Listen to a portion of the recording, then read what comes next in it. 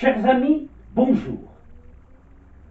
Parmi les reines de France qui ont fait l'histoire, ont marqué de leur empreinte la monarchie sous l'Ancien Régime et ont changé le pays, Catherine de Médicis occupe, selon moi, l'une des toutes premières places, sinon la première.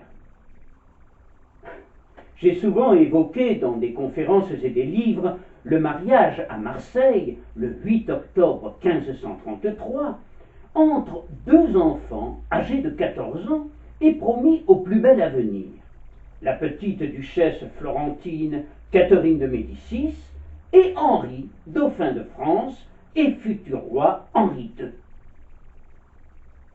Ce mariage, que j'ai qualifié alors d'incroyable, le fut d'abord en raison de l'âge des mariés, mais aussi de leur personnalité, de la présence du roi de France François Ier, le père de Henri, qui connaissait bien la cité phocéenne où il s'était livré en 1515 de retour de Marignan, tout auréolé de sa victoire à un gigantesque et mémorable combat d'orange, et celle du pape Clément VII, l'oncle de la mariée.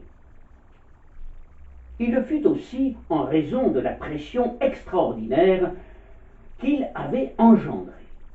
Car, au cours de la nuit de noces, devenue nuit des amours, et les jours suivants, c'est Marseille tout entière qui semblait s'être offerte à Vénus. On se serait cru au temps des orgies romaines, et ce vent de folie souffla sur la cité phocéenne pendant plusieurs jours, en dépit des prières et des exhortations de son évêque, monseigneur Cibaud, visiblement dépassé par les événements. J'ai également évoqué souvent les difficultés de la jeune mariée pour se faire admettre à la cour, malgré le soutien constant de son beau-père. Ses relations difficiles avec Diane de Poitiers, la favorite officielle de son mari. Ses rapports avec l'astrologue sulfureux Cosme Ruggieri. Et avec Nostradamus, le mage de Saint-Rémy, qui lui prédit la mort de son époux Henri II lors d'une joute.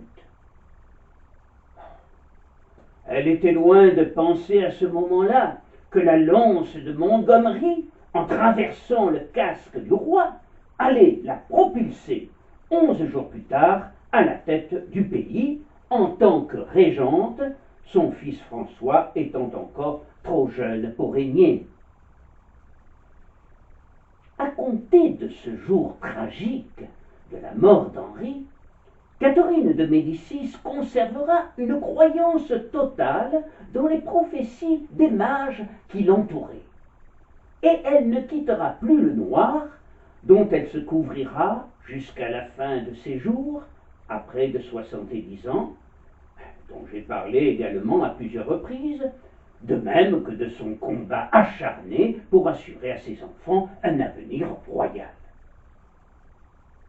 En quelques semaines, elle apprendra le métier de roi, haranguant les troupes royales, traitant directement avec les ambassadeurs comme avec les chefs catholiques et protestants. Devenue femme de pouvoir, elle fera un travail admirable. Mais sa grande diplomatie, héritée de ses souches florentines, et son esprit de conciliation heurteront les uns, décevront les autres. Et sous le règne de son premier fils, François II, elle commencera à se voir affublée de surnoms ignobles, tels que l'étrangère, au même titre que bien plus tard la reine Marie-Antoinette le sera de l'Autrichienne. En 1557, à la tête du Saint-Empire romain germanique, Philippe II succède à son père Charles Quint et décide un coup décisif pour mettre la France à genoux.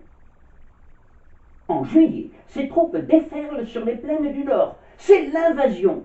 Et le 10 août, Notre armée est écrasée et son chef, l'amiral de Coligny, doit capituler. C'est l'invasion du pays et Paris est menacé, ce qui provoque l'effroi et la panique dans la capitale et à la cour où le roi, frappé de désespoir, reste, rapporte un chroniqueur, tout concassé et abattu sous un tel affront. On ne voit plus personne capable de reprendre en main les quelques forces morales et matérielles dont dispose encore le royaume. C'est alors qu'une femme sort de l'ombre et se lance au secours du pays ruiné et abattu. Cette femme, c'est Catherine de Médicis, qui, sans prendre l'avis de quiconque, se rend à l'hôtel de ville de Paris en pleine séance du Parlement et lance aux échevins. Messieurs, les rois a besoin de ces bons et loyaux sujets. L'Espagnol menace l'existence du royaume tout entier. Déjà, nos vaillants soldats ont été décimés par les hordes de Philippe. Mais le pays est riche, vous le savez tous. Levons une armée et courons sus à l'ennemi que nous bouterons hors de nos frontières, avec l'aide des dieux et de notre bourse. Et en prononçant ces dernières paroles, elle arracha de sa gorge un collier d'une inestimable valeur et le jeta au milieu de l'assemblée en s'écriant « La France a besoin de vos écus. La reine vous supplie de sauver ses enfants. » On assista alors à une explosion d'enthousiasme. Catherine est acclamée. Les bourgeois de Paris, dont on connaissait la prudence et l'avarice, fondent en larmes et tous ouvrent leurs coffres. La confiance renaît et plus de 300 000 livres sont réunis en un temps record pour permettre la levée de mercenaires et l'équipement des troupes. François de Guise, rappelé par le roi, est accueilli comme le Messie et passe à l'attaque dès le début de l'hiver. En janvier 1558, il reprend Calais aux Anglais, alliés de Philippe II. La France est sauvée. Catherine de Médicis, par cette intervention courageuse qui changea le cours des événements, rentra dans l'histoire et n'en ressortira plus. Elle est désormais incontournable. Et devenue régente en 1560 à la mort prématurée de François II, elle va s'efforcer de consolider le pouvoir royal, mais aussi de prôner la tolérance religieuse par l'édit de janvier 1562. Avec son second fils, Charles IX, elle rendit populaire cette monarchie jusqu'à ce jour plutôt distante, en parcourant avec lui, à partir de 1564, toutes les provinces et leurs capitales. Ce tour de France royal se poursuivra jusqu'en 1566. Catherine et Charles se déplaçaient avec la cour au grand complet et les grands du royaume. Le duc d'Anjou, le troisième fils de Catherine, qui régnera sous le nom de Henri III, Henri de Navarre, futur Henri IV, et les cardinaux de Bourbon et de Lorraine, soit au total environ 15 000 personnes sur près de 4 000 kilomètres. En Provence, elle rencontra Nostradamus, qu'elle nomma astrologue et médecin personnel du roi. Elle fit également étape à la Cadière d'Azur, et elle apprécia particulièrement ses vignobles et son vin. Incroyable mariage donc, en 1533 à Marseille, et incroyable destinée que celle de Catherine de Médicis, sachant que, bien que promise à un bel avenir à sa naissance le 13 avril 1519, d'une mère auvergnate, Madeleine de la Tour d'Auvergne, et d'un père prince florentin, Laurent II de Médicis, issu de la prestigieuse lignée de Laurent le Magnifique, sa petite enfance fut pour le moins agitée. Elle connaîtra d'abord le plus grand malheur qu'un enfant puisse connaître, la mort de ses parents, sa mère, 10 jours après sa naissance, puis son père, blessé mortellement à la bataille de Mondano le 4 du mois suivant. Elle fut alors prise en charge par sa grand-mère maternelle, Alfonsina Orsini. Puis, à 8 ans, alors qu'elle vivait au palais des Médicis, à Florence, avec sa tante, Clarisse Strozzi, elle se trouva mêlée aux soubresauts intérieurs qui secouèrent l'Italie. Elle entendit les révoltés donner l'assaut au palais, à un âge où l'on commence à ne rien oublier, et les troubles se répétèrent pendant des mois. En 1527, les Ottomati, les aristocrates républicains, s'emparent du pouvoir et chassent les Médicis. Elle est alors confiée aux dominicaines de Sainte-Lucie, couvent hostile aux Médicis. Les massacres se succèdent et finissent par provoquer une épidémie de peste qui atteint le couvent. Elle est donc emportée en toute hâte dans la nuit glacée du 7 décembre 1527 par des ruelles jonchées de cadavres bleuâtres jusqu'à un autre couvent éloigné du foyer d'infection. En 1529, les Ottomati sont éliminés. Florence est au bord de l'anarchie. L'enfant, horrifié, assiste autour d'elle à des tueries, des viols et des destructions sacrilèges. Charles Quint décide alors de s'emparer de la ville pour se concilier les faveurs du pape et rétablir les Médicis, ce qu'il parviendra à faire après un siège de près de 10 mois, au cours duquel les assiégés eurent l'idée, pour faire taire les pièces d'artillerie, d'exposer entre 2 créneaux la petite Catherine, dépouillée de tous ses vêtements. En renonçant, fort heureusement pour elle, à cette idée, car parlant de la République florentine, son représentant, Léonard Bartolini, pensa plus spirituel de la placer dans une maison publique, à la merci de la convoitise des soudards, voire même de la livrer directement aux soldats, la voie du déshonneur étant plus simple et plus rapide. Une tractation entre les belligérants la sauva in extremis d'une telle infamie. Entre-temps, Catherine avait revêtu la robe de religieuse. Et lorsque, un matin, le chancelier Silvestro Aldobandini, accompagné de soldats en armes, se présenta à l'entrée du monastère pour se saisir de Catherine, il fut très surpris de la voir ainsi habillée et de ses propos péremptoires. « Monseigneur, lui dit-elle, non et je suis, et non et je resterai. Ma place est dans ce couvent et pas ailleurs. » On pouvait déjà déceler la force de caractère de la future reine de France. Aldobandini crut s'étrangler de stupeur et tenta de persuader la supérieure de lui remettre sa protégée pour son bien, en invoquant des motifs de sécurité. Mais il ne s'attira que cette réponse énoncée avec douceur. Il ne faut pas aller contre la volonté du Seigneur.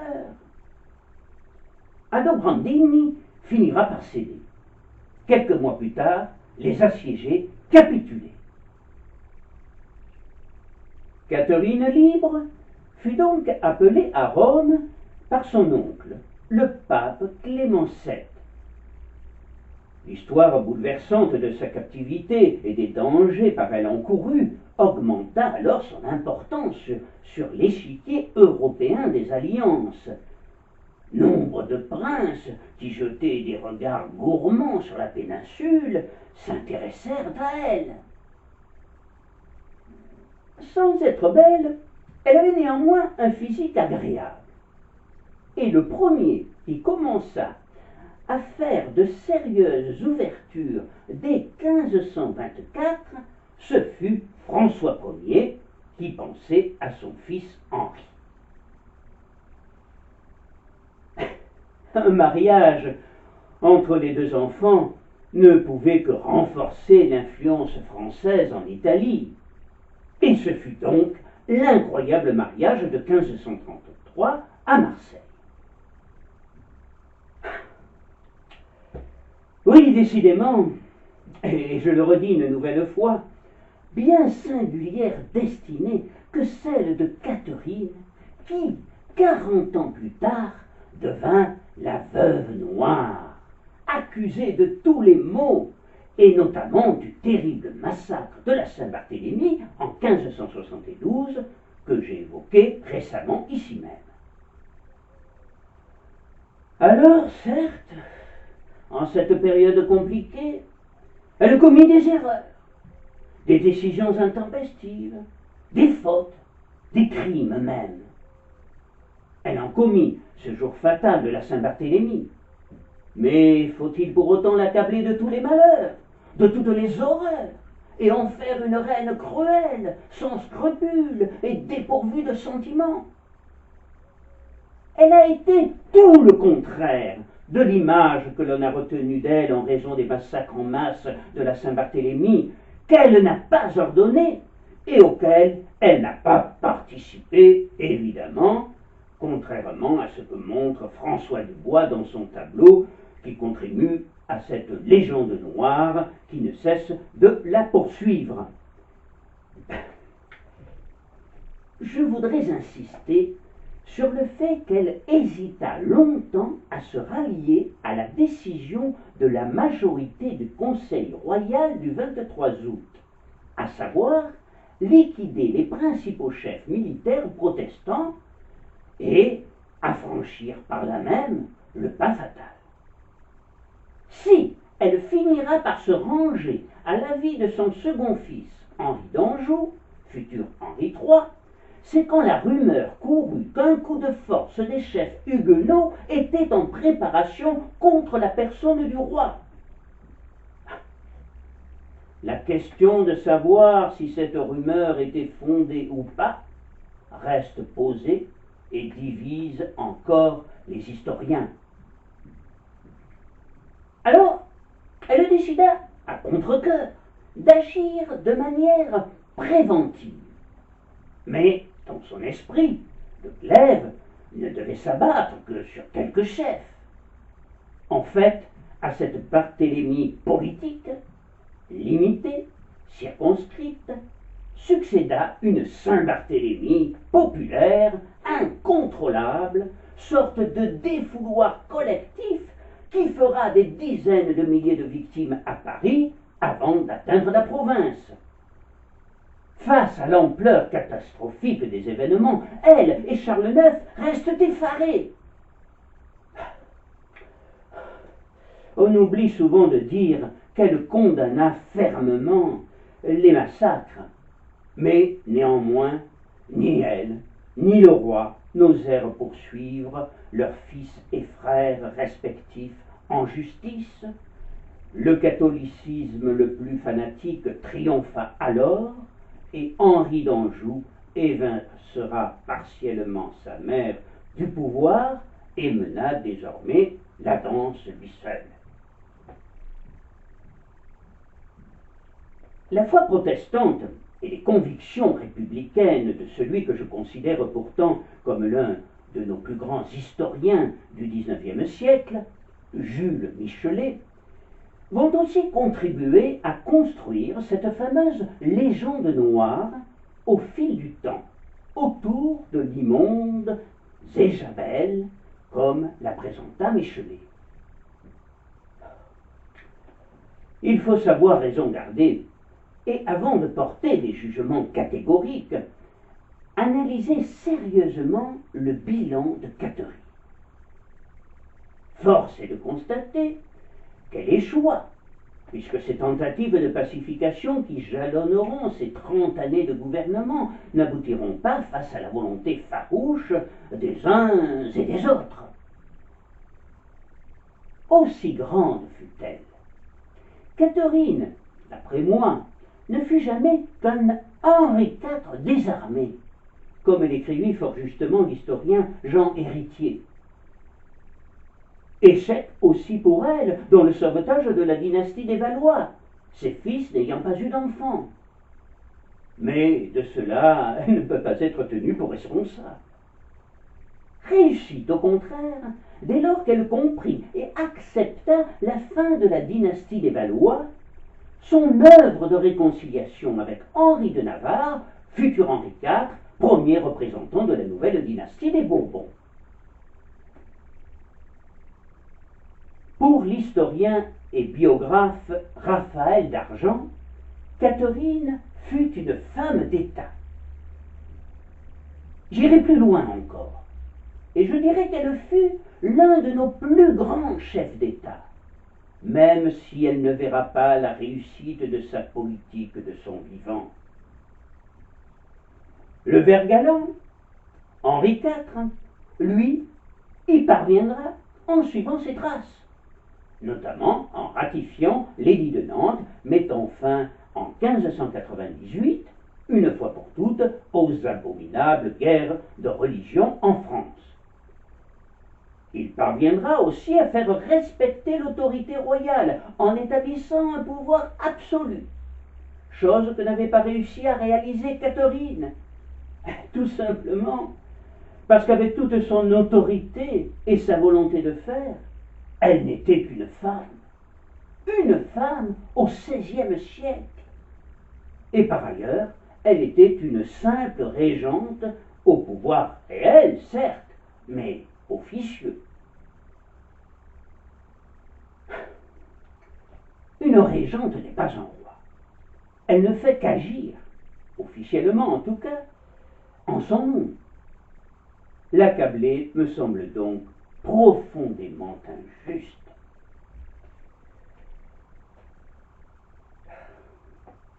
Personnellement, voyez-vous, je ne peux que lui reprocher une chose, qui me paraît importante. Mais vous allez penser sans doute que je suis trop indulgente avec elle.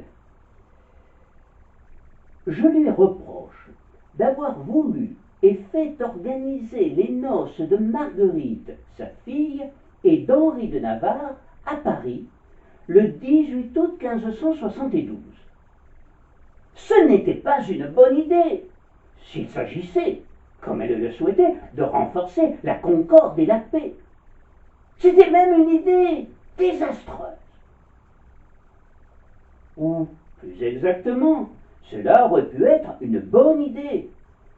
Mais si elle avait choisi de célébrer ce mariage à Blois, où la cour se trouvait quelques mois plus tôt, ou bien encore à Fontainebleau, dans le palais magnifique de François Ier. En effet, la capitale était depuis des semaines perpétuellement survoltée et émotive, en proie à des rumeurs qui circulaient comme des armes qui s'aiguisent.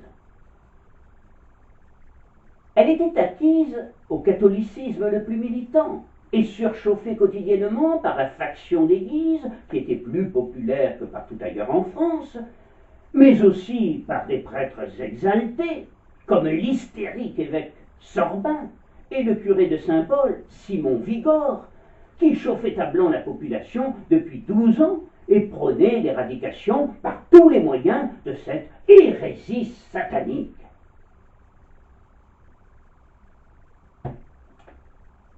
Il est évident, par ailleurs, que l'Église catholique a une part de responsabilité considérable dans le massacre de la Saint-Barthélemy. Si, le 24 août 1573, fut peut-être le plus beau jour de la vie du roi Philippe II d'Espagne, Il aurait pu l'être aussi, très certainement, de celle du pape Pie V. J'ai examiné de près la correspondance des grands dignitaires de l'Église avec le roi Charles IX et sa mère entre 1560 et 1572. Je voudrais vous lire un extrait d'une lettre, parmi des dizaines d'autres, adressée en 1569 par le pape Pie V à Catherine de Médicis et qui me semble assez significative s'il fallait démontrer cette pression exercée par l'Église sur nos dirigeants. En aucune manière et sous aucun prétexte, on ne doit ménager les ennemis de Dieu. Il faut user de rigueur contre ceux qui ne veulent entendre parler de ménagement ni envers Dieu, ni envers tes fils, jusqu'à ce qu'ils soient tous massacrés. Ce n'est que par l'extermination entière des hérétiques que le roi pourra rendre à ce noble royaume l'ancien culte de la religion catholique.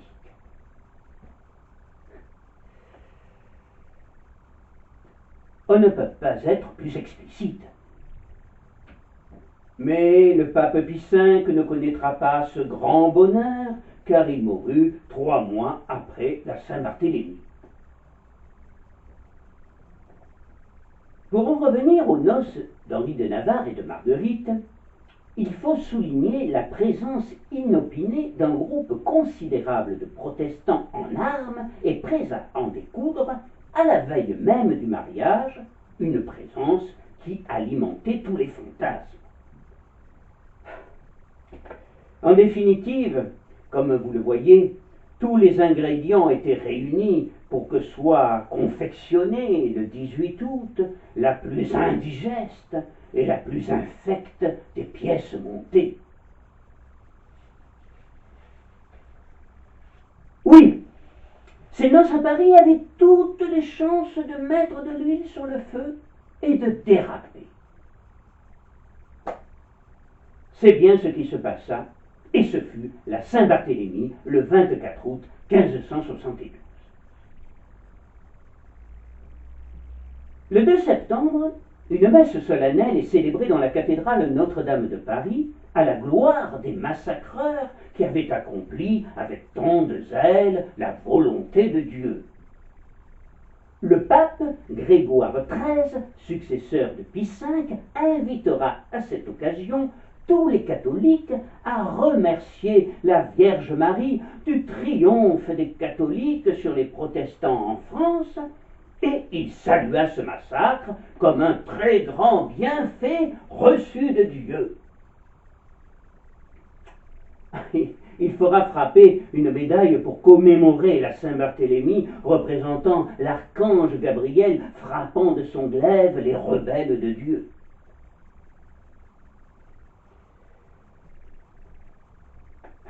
Je vous disais précédemment qu'accabler Catherine de Médicis me semble profondément injuste. En fait, elle fut comme son fils, dépassée par les événements, et ne parviendra pas à endiguer ce flot de haine et de sang dont tout le monde porte une part de responsabilité. C'est la raison pour laquelle je m'efforce depuis des années, en essayant de conserver l'impartialité nécessaire, de dresser d'elle, à travers mes écrits, mes articles et mes conférences, un portrait plus réel, plus objectif. Elle refusera toujours de céder aux extrémistes, et elle préserva, en dépit de toutes les difficultés, ce qui pour elle était l'essentiel, l'unité du royaume. Et elle prépara le terrain à Henri IV en vue de sa pacification. Mais la haine qu'elle souleva dans les deux camps la poursuivit jusqu'à sa mort à la veille de ses 70 ans en 1589. Au cours de ses obsèques, dans l'église Saint-Sauveur de Blois, l'archevêque de Bourges Regnault de Beaune, président de la Chambre du clergé aux États généraux, eut le courage de prononcer une oraison funèbre sous la forme de panégyrique. Il célébra le zèle de la reine contre ceux qui, autrefois, sous couvert de religion, intriguaient et menaient des entreprises au détriment de l'État. Beaucoup de ligueurs présents dans l'église se sentirent visés. Le poète Étienne Pasquier, qui enseignait l'histoire à l'université Paris-Sorbonne, écrira que Catherine de Médicis était armée d'un haut cœur, un cœur supérieur, plein de force, de foi et d'intelligence, qui la poussait à se dresser contre les passions qui ensanglantaient le royaume. À l'opposé de l'image que l'on a le plus souvent d'elle, c'était aussi une femme éclairée, pleine d'humanisme et de savoir, et une mécène exceptionnelle qui finança sur ses propres deniers de nombreux chantiers de construction et protégea les artistes français. Peut-être même, plus que tout autre souverain français de la Renaissance, elle contribua à donner à l'art ses lettres de noblesse et à l'employer, avec beaucoup de talent, au service de la monarchie. La Saint-Barthélemy, avec toutes ses horreurs, brisa cet élan idéal humaniste de Catherine de Médicis, célébré dans plusieurs de ses œuvres par le peintre Antoine Caron. Mais, voyez-vous, selon moi, elle ne doit surtout pas gommer son comportement altruiste et humain et son haut cœur. Je vous remercie.